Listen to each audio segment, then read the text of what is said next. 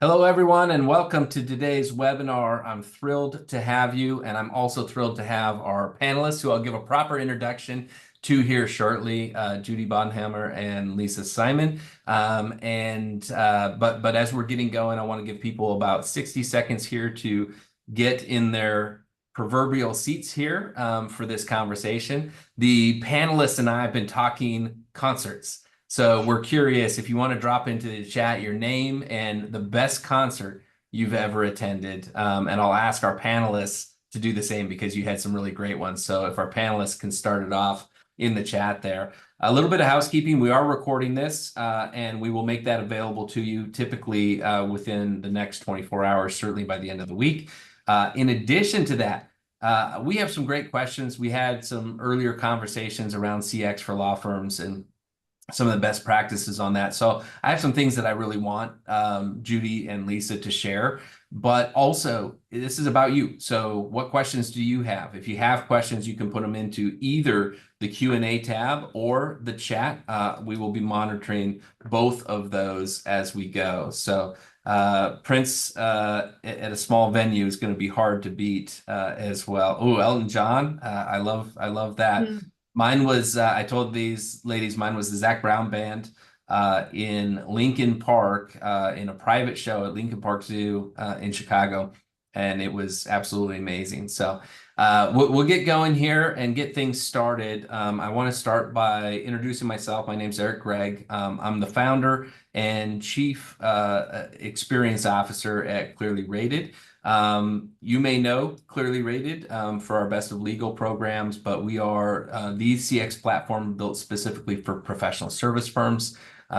We work with well over 400 professional service firms.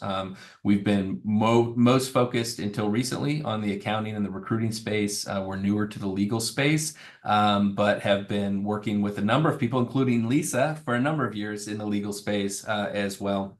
And so we're happy to share what we've learned in those spaces. So I do want to introduce our panelists. We've got two amazing panelists today. Judy Bodenhamer is the founder and managing partner of Client Experience Group. She's a woman-owned consulting, training, and strategy group focused on professional service firms. She's got 25 plus years of industry experience, and she's really sought after. We're lucky to have her today because she does a lot of speaking on client experience, business development, leadership, strategy. Welcome to the call, Judy. Thank you so much for joining, and maybe give us just a brief overview of your firm and how you typically work with law firms in this area. Super excited to be here, Eric. You know, I'm passionate about this topic because it does make a difference.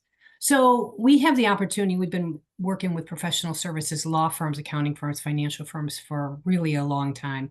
So we've had the opportunity to kind of learn inside out and outside in. And the work that we do is depending upon where the firm is at. Yeah, oftentimes we will come in and CX especially and help do proof of concept because they're struggling with how on earth is this really relevant? How do we do this? So we'll start with a small scale project to really get them started, get some of the data in their hands so that we can start to build on that. Others will come in and they've already started a group, and we start to help amplify the work that they're doing because, and we'll do, Lisa and I will talk about the value of CX and really what it can do for business development, it can do for the brand reputation and awareness. All those things are intertwined. So we meet the firms where they're at, and we just want to get people on the CX bus with us. So. Yeah, you said something really interesting there, which is helping them amplify things and sort of taking from a smaller group to that bigger level. I've often felt like I could probably tell you how mature and how impactful your CX program is if you told me the percentage of your firm that actually knows what the most recent satisfaction or NPS score is. If you just did that, the higher that percentage, separate of anything else, I could tell you that the higher the impact it is on that, because too often it lives with one or two people or a small group, and it doesn't have that larger impact. It's kind of just this report card component. So we'll dive deeper into that. But I want to now introduce Lisa Simon. She is the Chief Marketing and Business Development Officer at Holland Hart. She's doing this even though, and we have all been to this spot, she's pretty much brand new there, but she had spent the prior 7 years as a chief marketing officer for an Am Law 200 firm, has more than 25 years leading marketing and client experience strategies for law firms. But she's been at Holland Hart for what, 3 months? It's not even 3 yet. I think it's a little over 2. So yeah, still brand new, still trying to navigate my way through, but having a good time.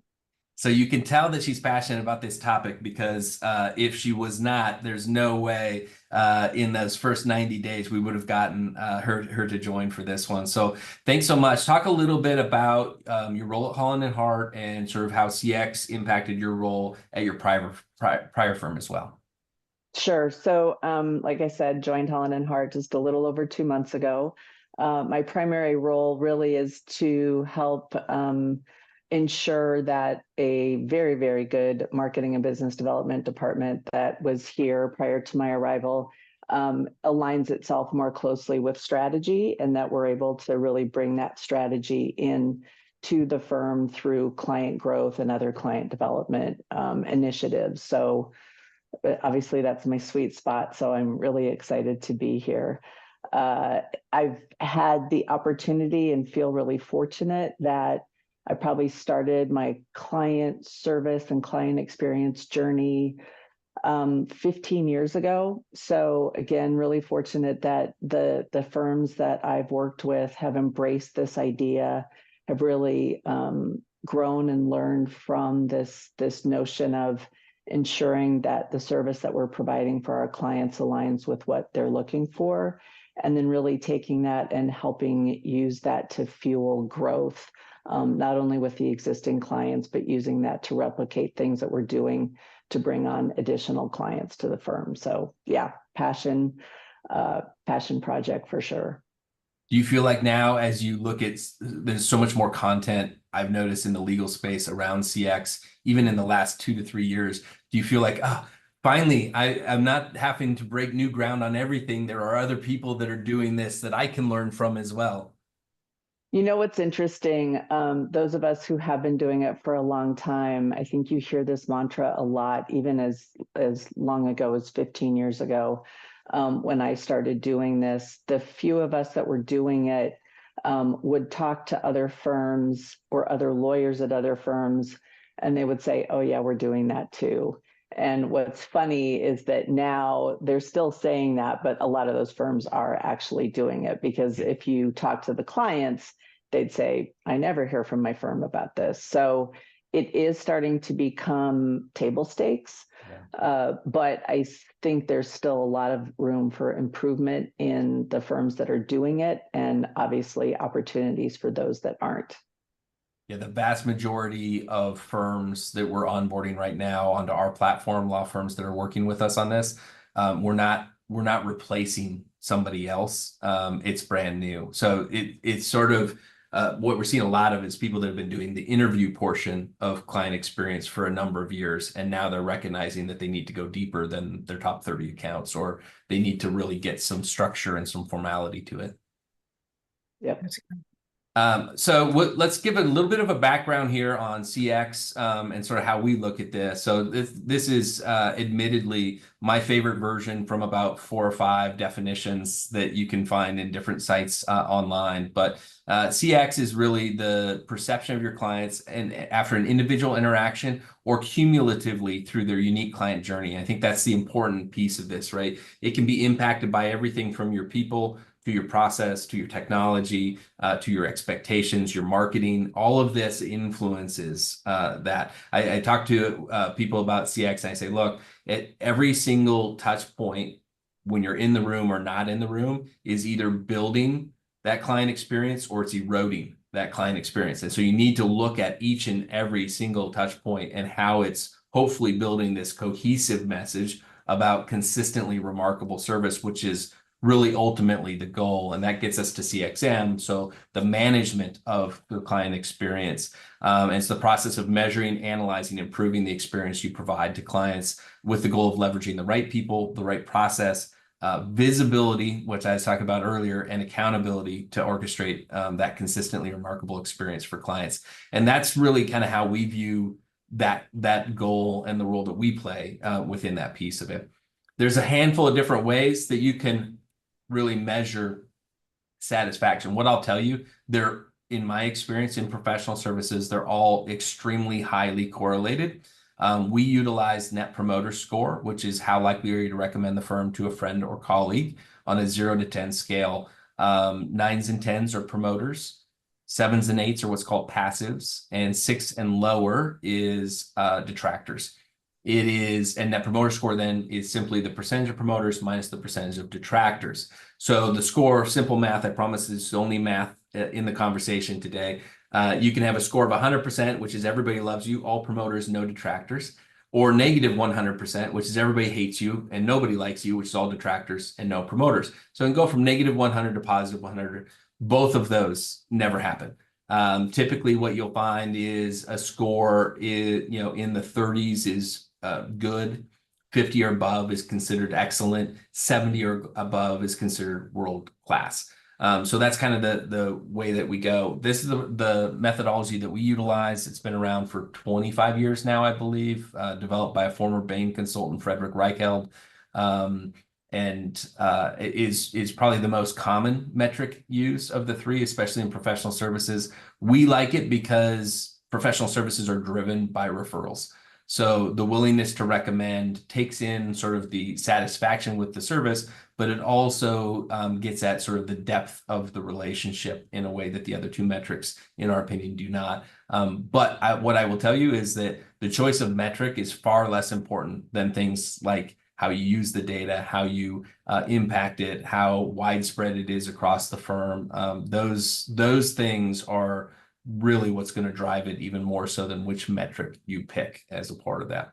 So before I go away from this, we have one last slide that I wanted Judy to talk to a little bit. And this is kind of the business case that she puts together when she's meeting with people for the first time. So talk a little bit about what is that business case, because almost everybody on the call today here is going to have to convince at least one and oftentimes multiple other people that this is a good use of time and resources. So, the interesting piece is the firms that we have the opportunity to work with, they've been successful. They've had great growth over time and they've kept clients, right? So you have that perspective as kind of a foundation piece that the partners are saying, well, everything's good, right? And it is good. And what we're trying to say is we want to make it even better. The whole good to great, the whole, amplify your ability to really make an impact in the marketplace. So we're working with really smart people who are very skeptical. So the best way I started with, instead of the traditional kind of the emotional side of CX, the relationship driven piece of it, we give them numbers. All right. This is curated information from Forrester, McKinsey, BTI, CX pilots, every possible study I can get my hands on. And we continue to update it.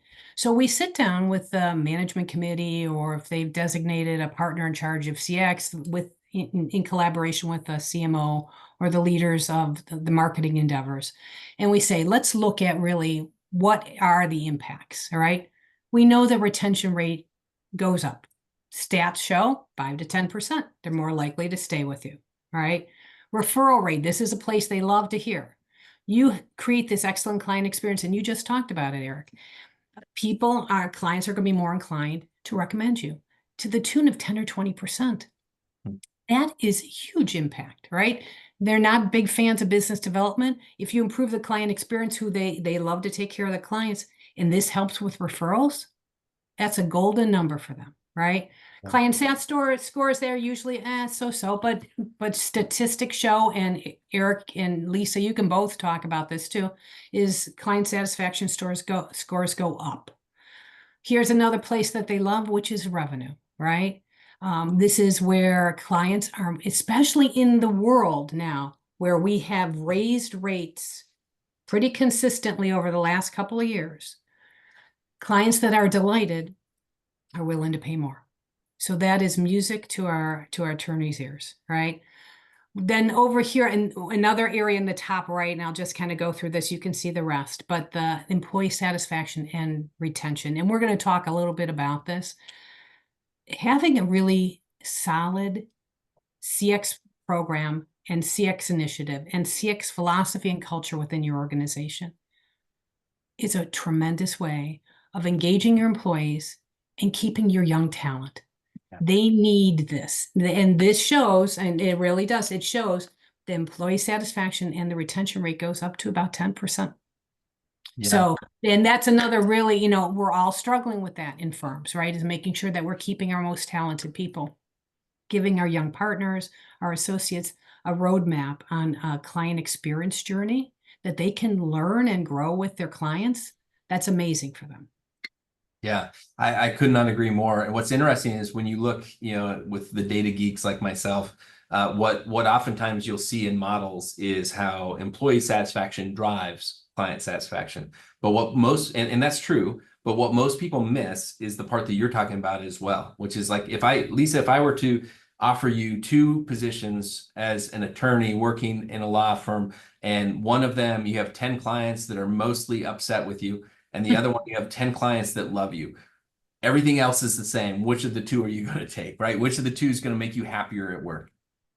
Yeah. Yeah. I mean, and it's, you know, I think that's such an important point when you think about differentiation and when you're trying to go to market, thinking about how client feedback and client experience and excellent client service can be a differentiator. There's a lot of tools that you can use in these programs, and I think we're going to touch on some of that. But the differentiation piece, I know in my role in firms, recruiting is part of that. And so interviewing laterals and communicating the programs that are in place.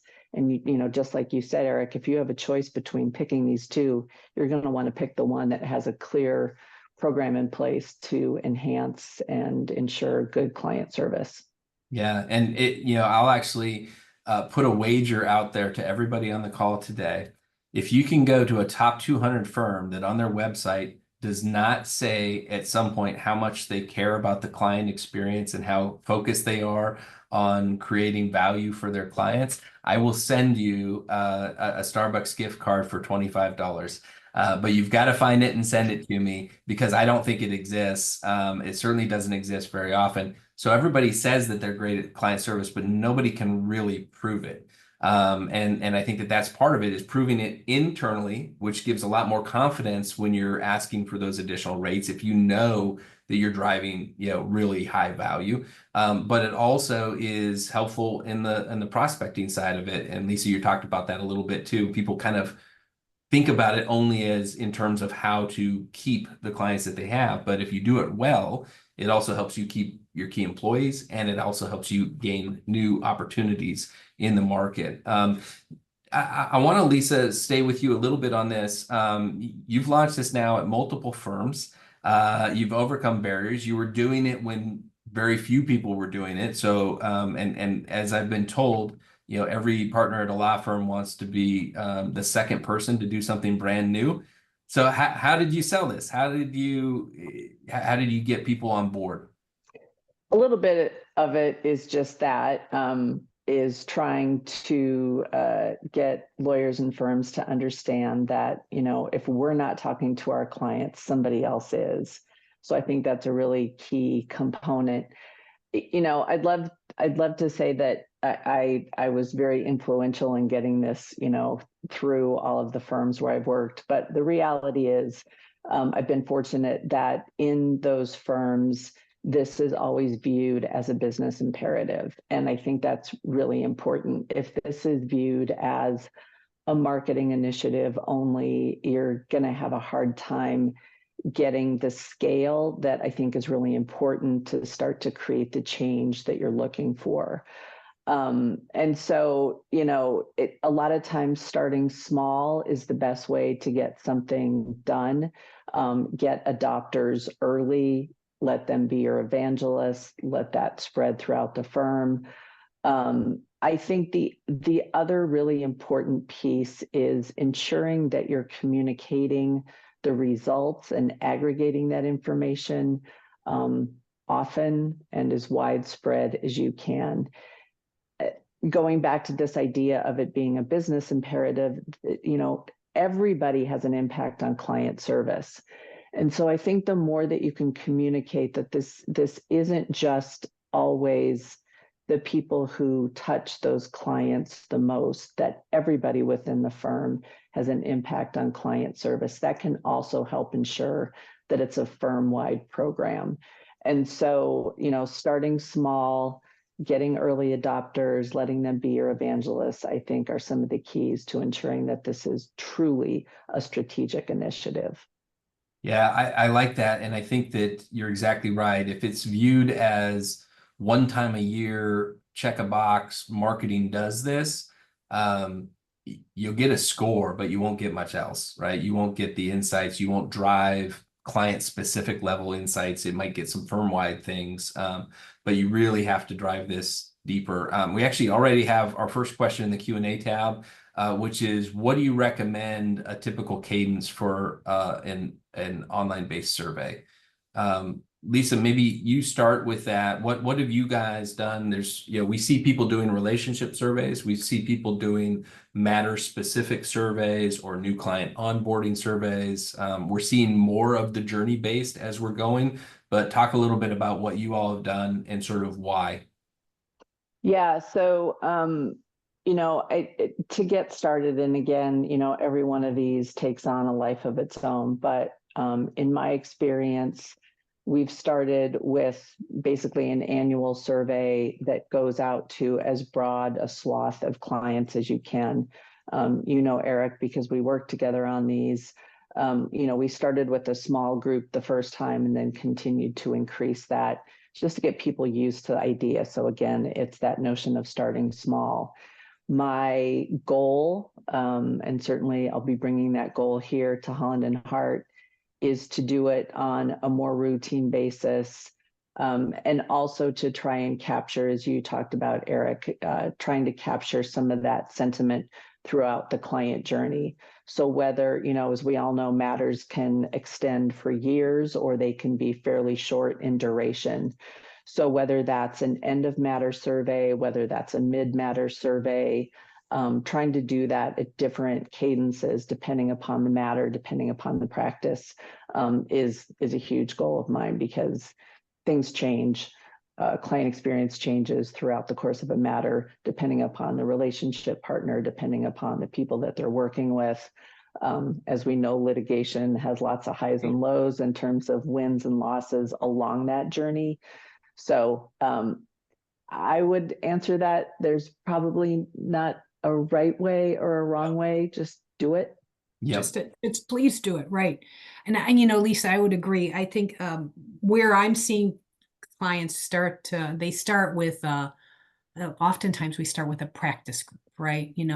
And they will do either an annual, or it's more episodic at the close of a matter.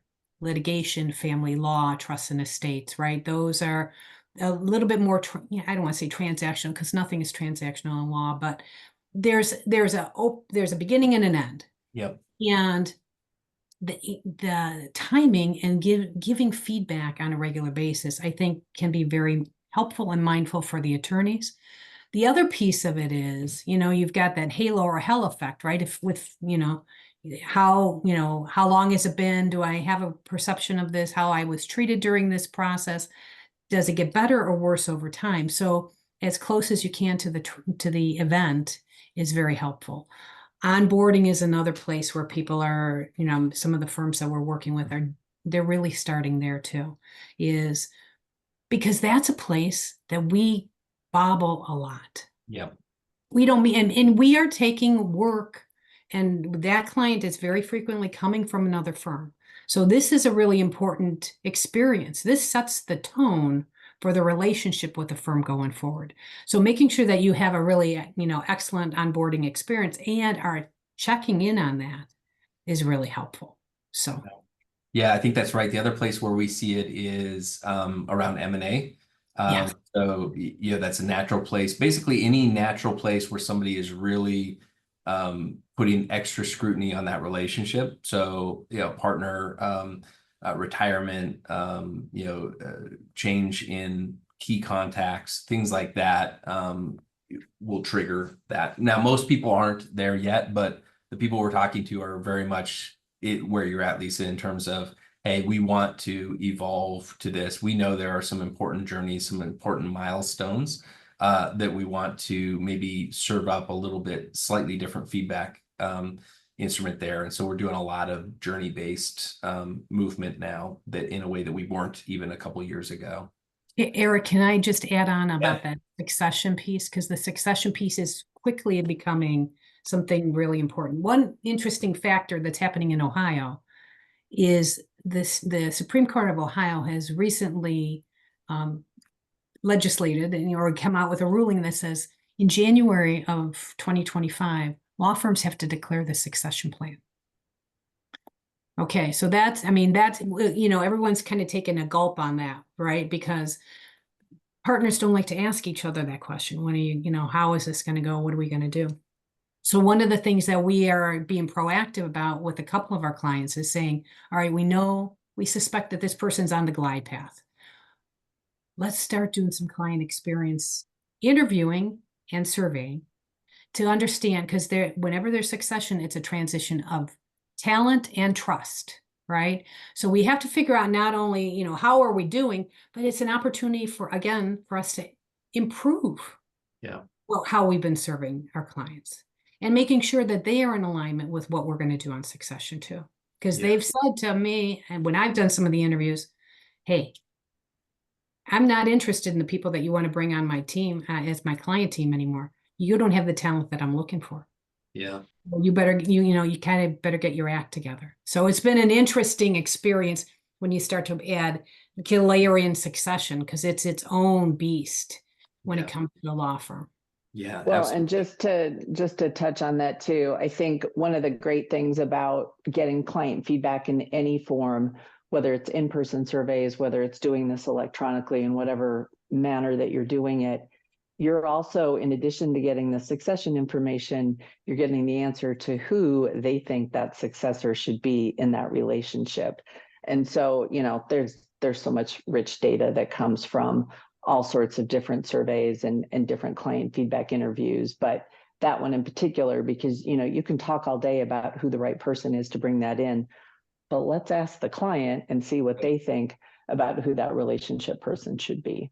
Yeah. I had one interview where the client said, I've already interviewed the firm I'm going to go to, and this person, I love the partner I'm working with, but I don't see the talent that we're looking for in the future that's going to help my talent. So I've already interviewed and I've identified the law firm I'm going to. I said, have you had that conversation with your partner? He said, no, they won't. They're not talking about succession. I said, well, I can assure you we will be now, so it's scary to ask those questions, right? I mean, that's a lot of humility to open yourself up to that, but you can learn so much and be really proactive about it. Yeah. Yeah. So we had a question that came in on the chat that was really good from Pete. He says, do you use voice of the customer interviews as well? And so Judy, maybe I'll stick with you for a second.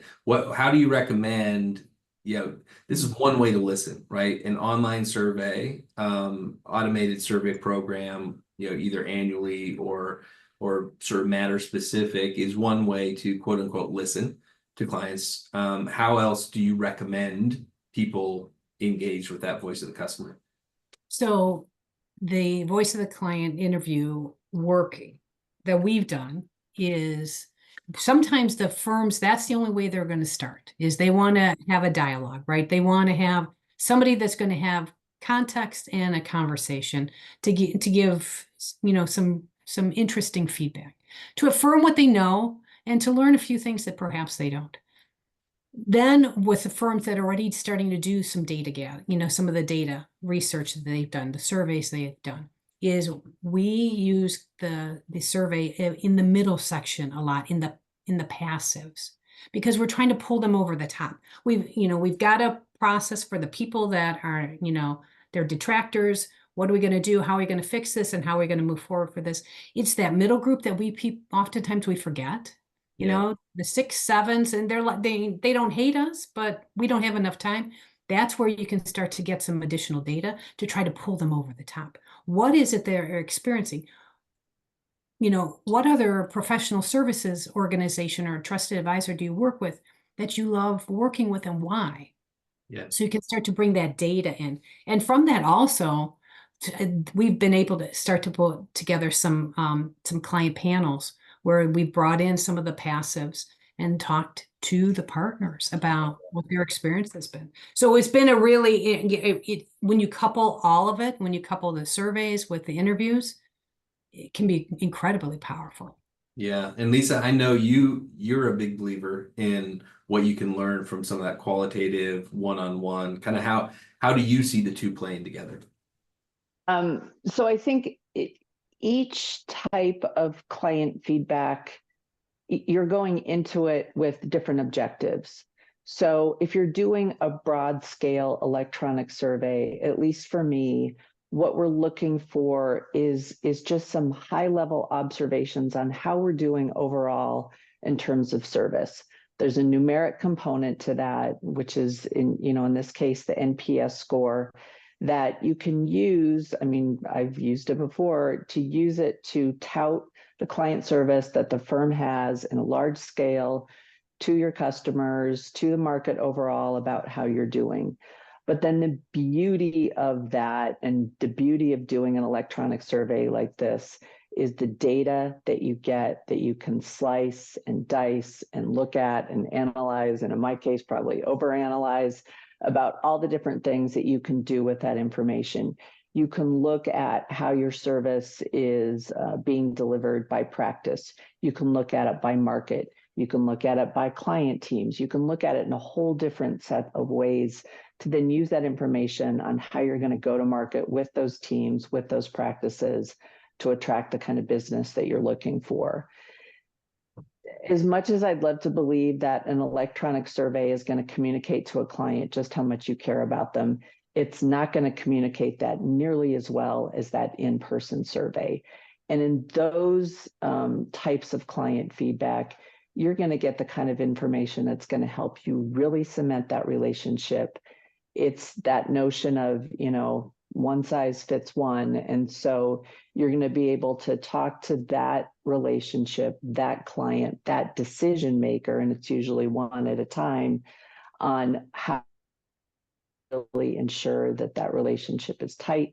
It's going to continue to grow. And again, things that you can learn from that you can take then back into the firm.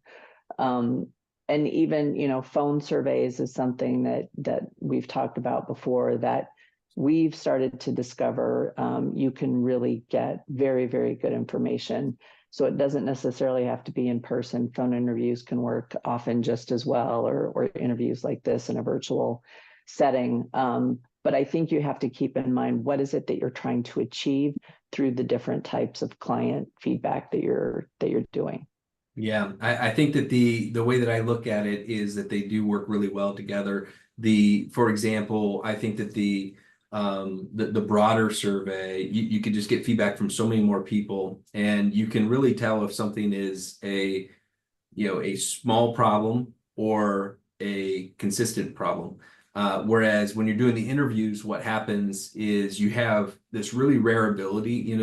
The surveys that are done electronically allow you to understand what is happening with the client and one level of why, right? You can, if you ask the questions, right, you can understand, okay, satisfied, why? Mm-hmm. But the interviews allow you to go for more whys, right? And that's really important a lot of times to really get at the core of this. So I really believe that the two go hand in hand as well. And that either one of them on their own leaves a lot of information uncovered right. as part of that. So you talked a little bit, and we'll get back to more of this, Lisa, with you, because I have some questions around the segmentation and how you use it at more of the individual level. But Judy, when we were talking before, you were saying that, hey, you've got some really good examples of using this information down to the individual attorney level, not even just practice area or market, but down to individual attorneys. Talk about how you can use this type of data to help an individual attorney kind of get to the next level within their book of business. So we see this as an opportunity for business development, right? Again, it is, to your point, clients appreciate being asked, right? So you do the survey work and then you do the follow-up as far as the interviewing piece. And I'll give you just a real life example that I have an attorney who is on a business development. He is on an accelerated trajectory. He really is trying to build his book. So what he wants to do, what we've decided that we're doing is we need to understand what about the client relationships that he's had worked. It's not only, the great work that he does, the great results he received, but what else? What were some of the other tangibles and intangibles that client experienced that we can bring in as part of his business development planning? And his clients have been very willing to have the conversation because they care about the relationship with that lawyer, right? They want to make sure that that lawyer is successful, and they understand, they know lawyers have to grow their practices. So they're willing to share kind of the good, the bad, and the ugly. And it has actually informed a lot of the strategy that we've done and built for this particular attorney's marketing plan and business development activities. And that is one case just recently. We've done it for practice groups that are trying to grow it. They have had a very similar thing where they've maybe been flat. And they said, well, who better for us to learn from is from our existing clients. So that we started with that knowledge. It actually changed some of the areas and the targets that they were working with because they found themselves more successful in this particular industry than in others. Yeah. They said, well, why push rope uphill? Let's go with the people that like to work with us and we enjoy working with and do great work. So it helped to inform, again, directionally, growth opportunities. Yeah. Yeah. What we find, it's really interesting that you say this because I was just having a conversation with a marketing leader at a professional service firm that was noting sort of economic uncertainty, political uncertainty, geopolitical uncertainty, and saying, hey, what do you see working when there's kind of economic uncertainty out there?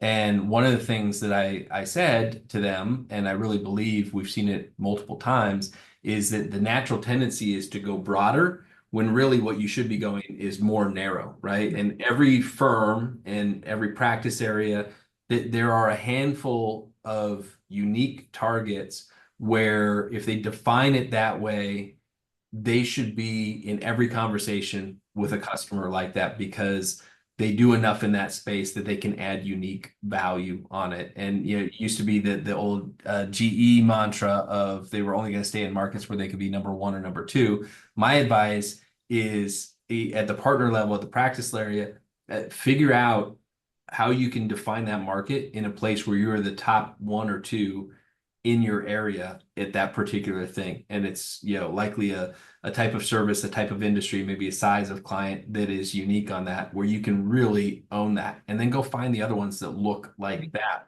because it's so much more compelling to be able to actually know some of the problems as you're going into that. And it really only comes down on the segmentation. And so Lisa, the question that I wanted you to kind of dive a little bit deeper in on, you talked a little bit about segmentation.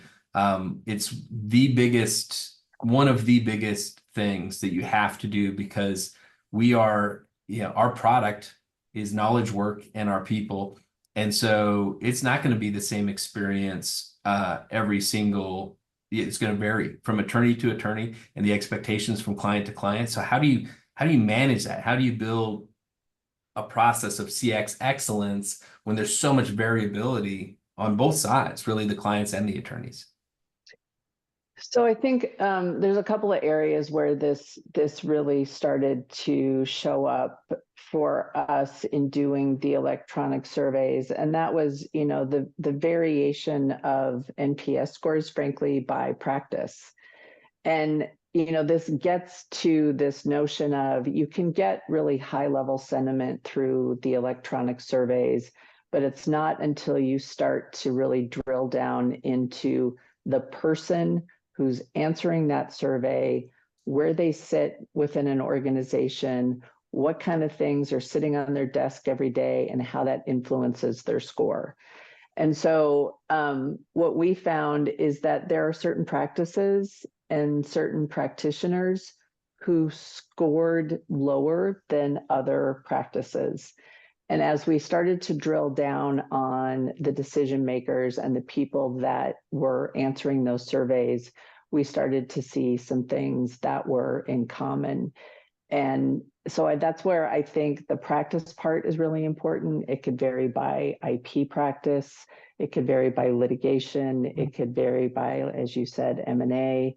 And so being able to segment that by practice, I think, is really important. The other thing that we started to see is by market, able to slice the different markets that we operate in, again, where those decision makers sit, the things that were influencing those decisions and the way they answered that survey, I think was really important.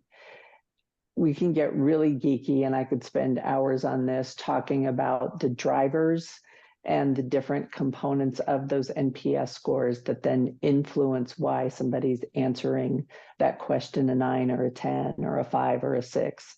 And so that's where the beauty of these electronic surveys can be really beneficial.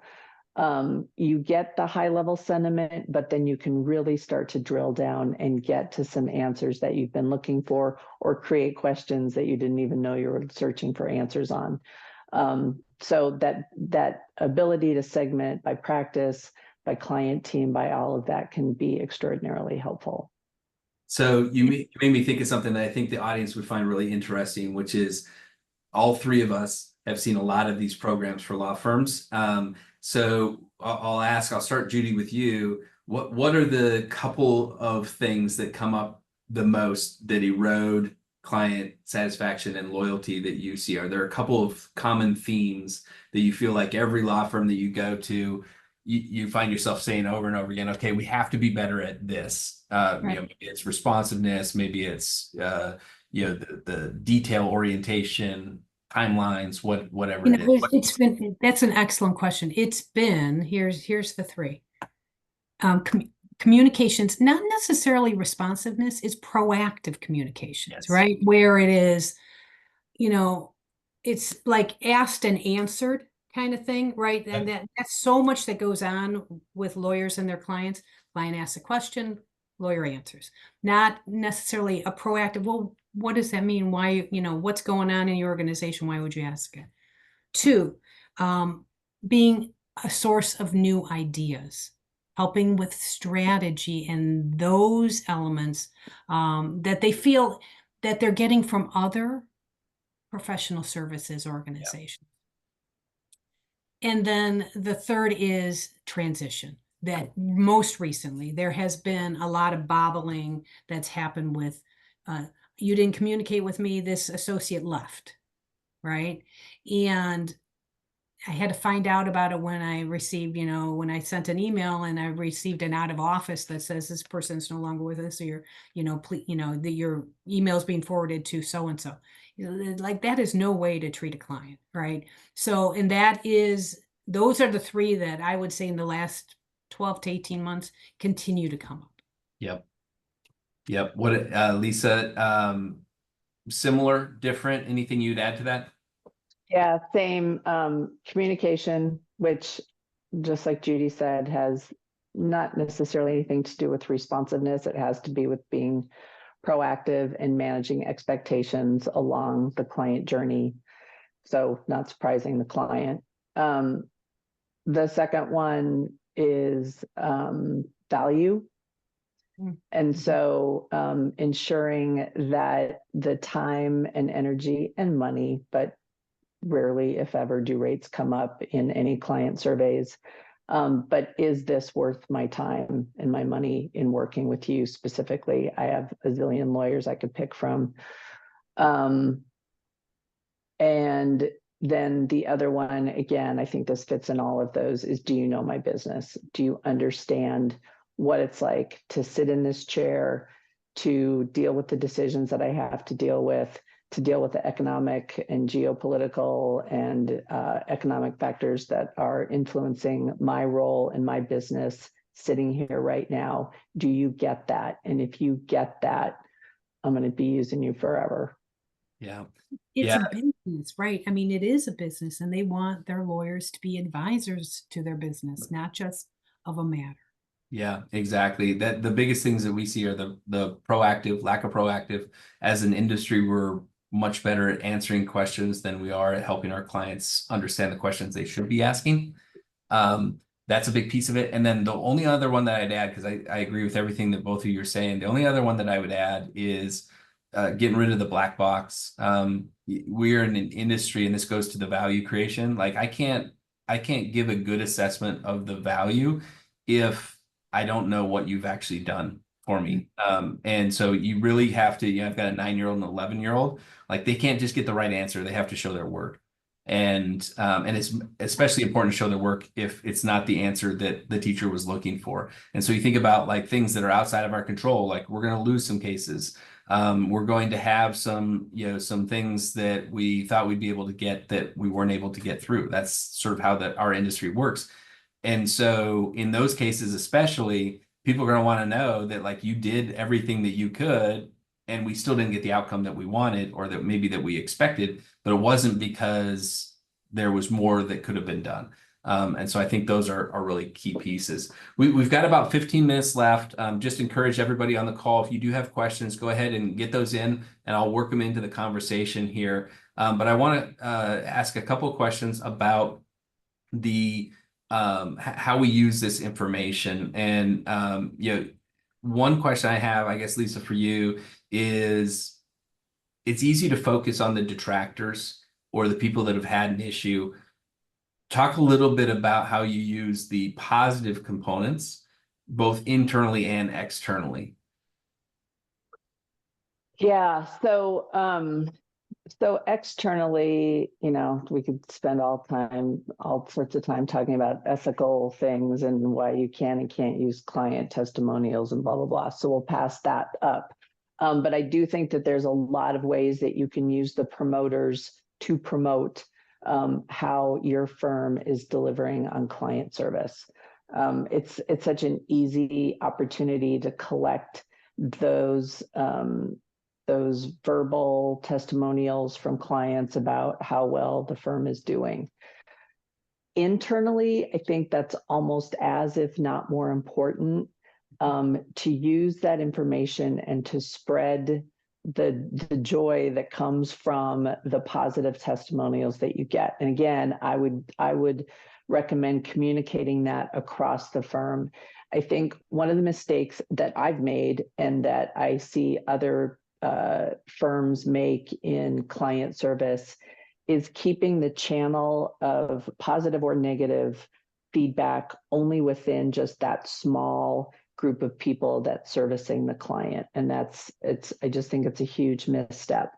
The more broadly you can communicate, and especially the positive feedback that you get, it just lifts everybody up. It gives you that very positive, forward-leaning posture in how you're working with your clients, how you're communicating with your clients, and how you're going to market.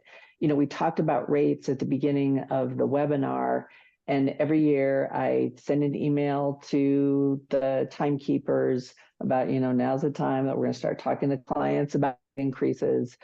And it's so helpful to take the positive information that you're getting from, whether it's in-person surveys, phone surveys, the information that you're getting through NPS and those electronic surveys, to help bolster the timekeepers in the conversations that they're having with clients, to keep that in the back of their minds, and knowing that when they're talking to their clients, a good portion of the time, the clients are happy with the service that they're getting. So keep that in mind when you're talking to clients. So there's lots of ways that you can use it. In prior firms where I've worked, we actually use the positive feedback that we get as campaigns internally to get people really jazzed about the positive things that we're doing for our clients, that feedback that we're getting back from them. And again, I just think it creates a really good feedback loop from clients and timekeepers and other people within the firm about the client service that we're doing.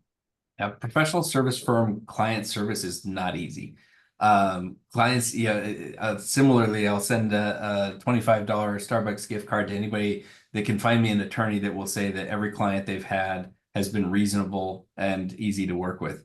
It's not true. And so when we are able to show that going above and beyond actually gets recognition, is appreciated by the clients, right? It's not just even the internal piece. It is like by the clients that are doing that. It can be really, really powerful and motivating.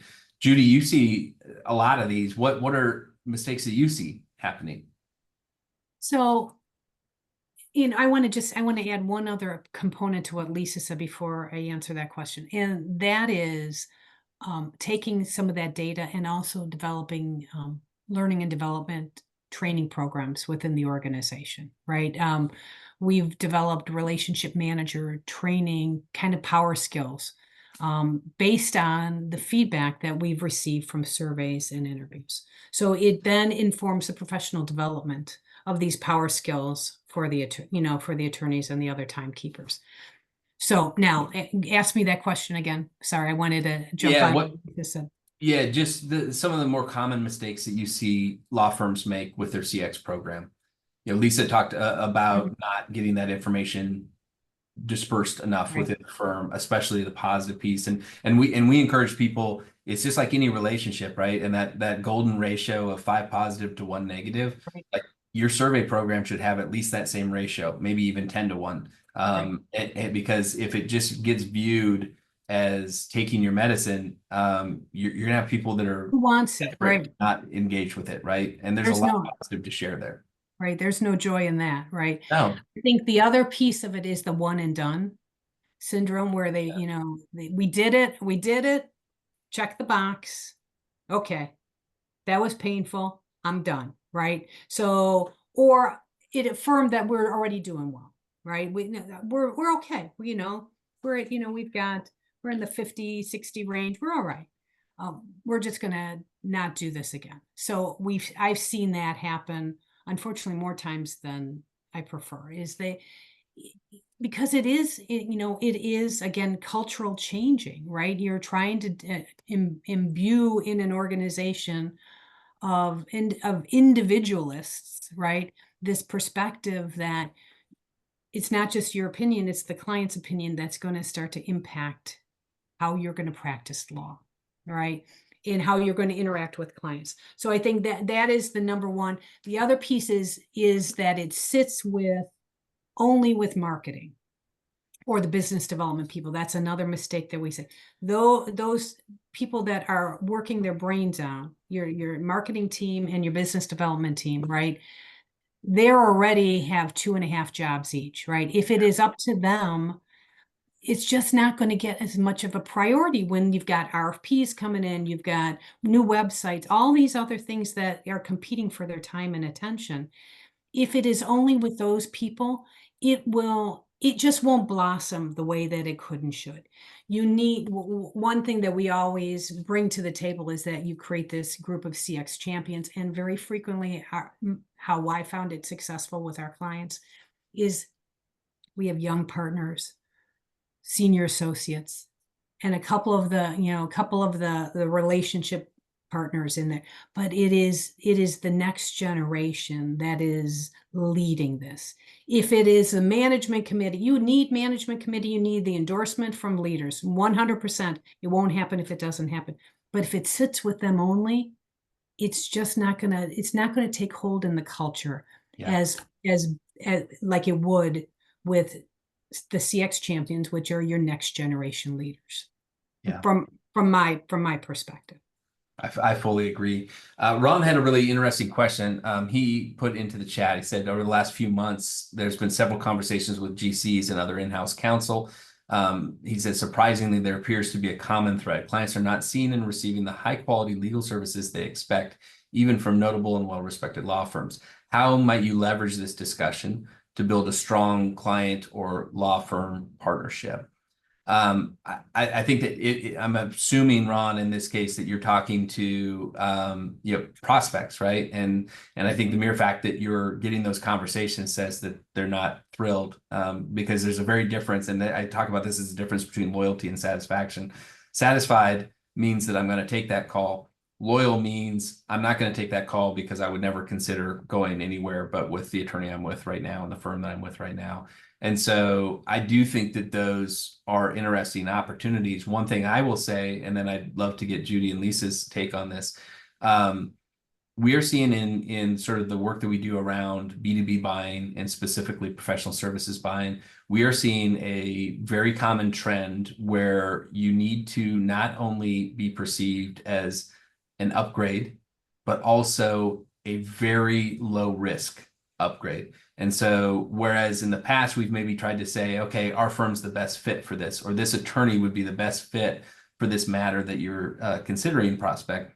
Now we need to also show, okay, not only are we the best fit, we're also the least risky option for you. And the way you do that is through potentially the testimonials, through the scores, through all of this evidence, all this social proof that you're sitting on top of if you're running one of these programs. And so make sure that you leverage that piece of it. Judy or Lisa, anything that you would add to that? I'll just jump in quickly. I mean, that is such a prime opening for a conversation about, well, what does great service mean to you?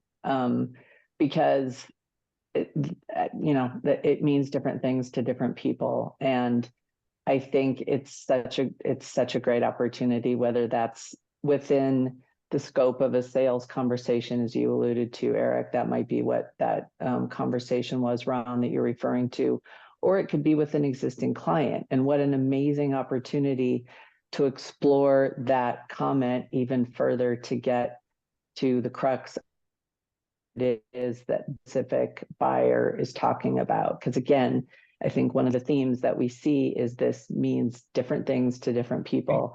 And it's why getting that high level information is important.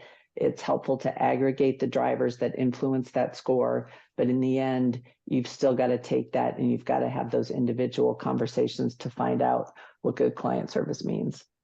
And to add on and to kind of build on what both Eric and Lisa have said, is you can then take and slice and dice the data. Let's say it's a retail client that you're talking to, this GC. If you're able to go deep and see where your organization has been performing, the learnings that you've had in that industry based on the performance you have, and be able to bring that to light, along with being a source of new ideas and a focus around the client experience, I think that can become a very powerful conversation. First of all, they must trust you. They're having the conversation openly to say that they're not happy with what they've been receiving. Now it's the opportunity for you to prove that through some of the quantified data that you have here, as well as some of the qualified, the qualitative data that you can receive through interviews. I think it is exactly the space that you want to be in, Ron. So well done.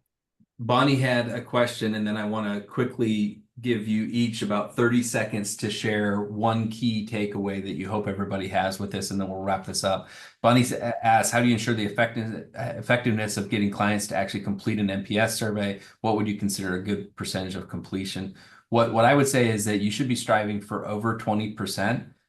There's a whole bunch of ways that you can do that, Bonnie. You can reach out and I can share with you some of the best practices, but everything from how you address the survey, the invitations, the timing, all of that matters. But the other thing that I would say on this too is that it is not the marketer's job to get a high response rate. It is the firm's job to get a high response rate. And the marketer can drive that by knowing the best ways to create the highest likelihood. But the engagement of the firm and the partners and the relationship owners is what's going to really drive. When we see people getting 30% or more on a response rate, it's because it is an operational component of their firm that the whole firm cares about. So with that, in the last 30 seconds, Judy, what's your one takeaway that you hope people take from this? Can I have two? Yes. All right. Start collecting the data.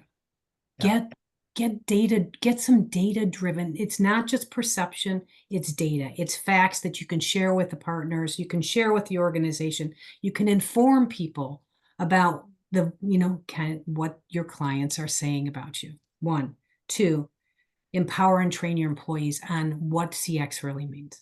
I think if you get them engaged and empower them, I think it's a cultural evolution. I've seen it actually a revolution in one of our firms where it just took hold and it just created this energy that was amazing. So those are my 2. Great. Lisa, final word. Yeah, start small, do one thing, just figure out what it is that you're going to do one thing, whether that's a handful of interviews, it's a small starter group with an electronic survey, whatever it is, start small, learn from that, expand it, expand the scope, find other ways of doing it. And the other thing I have to say is there is a network of people, both people that are probably logged into this webinar, obviously all of us, people within, other areas that have done this, that have tried it. I don't think I would have gotten as far as I did in this process without having peers and colleagues that I could talk to walk through this, because it's scary. Yeah. And the more people that you have to kind of either hold your hand or give you advice along the way is just, for me anyway, imperative, and was incredibly helpful. That's great. That's great advice. Well, thank you, Judy. Thank you, Lisa. Thank you, everybody, for attending today. We really appreciate it. If you do have questions that we weren't able to get to, please do reach out, and we're happy to help you along on this CX journey. And I guess my final point would be, it doesn't matter where you are on this journey. It just matters that you're on this journey and that you're making progress towards your goals. So keep it up and recognize that there are resources to help you through this process. And when done correctly, you can drive tremendous value for the firm, and it can be a really gravitating and centering piece of your growth strategy. With that, everybody have a great day. Thank you so much, and we'll talk to you soon. Take care.